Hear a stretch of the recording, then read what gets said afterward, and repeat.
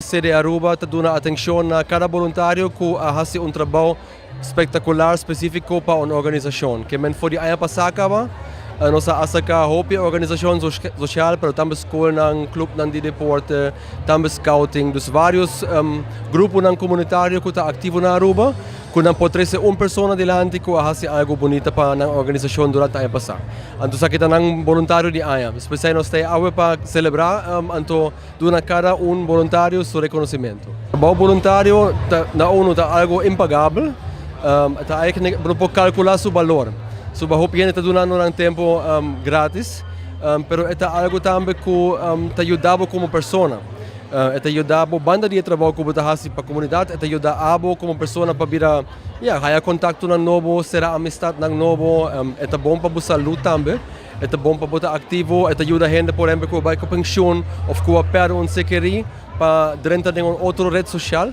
Então assim, tem outro value. É value para a organização, para a comunidade, mas também para a pessoa mesmo, para crescer. Papiando de mais ou menos 70 organizações, com a nomina 70 voluntários. Cada é voluntário de uma organização. Nang tour, danki, panang dedicação, serviço, sacrifício.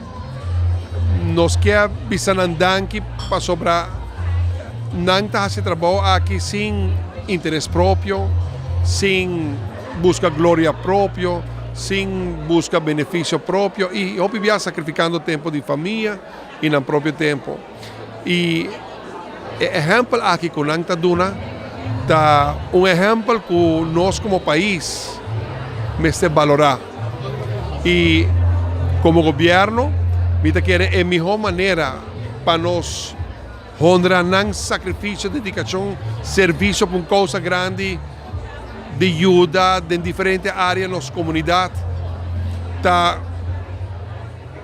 para nós, faz bom trabalho com exemplo, trabalho com recto proceder, significando que o bom trabalho está guardo, valorar, erro tem consequência, que no momento que nós estamos em honra, agradecendo a CEDE Aruba, claro, para a bonita iniciativa aqui de Vote Awards, reconhecer e valorar a gente.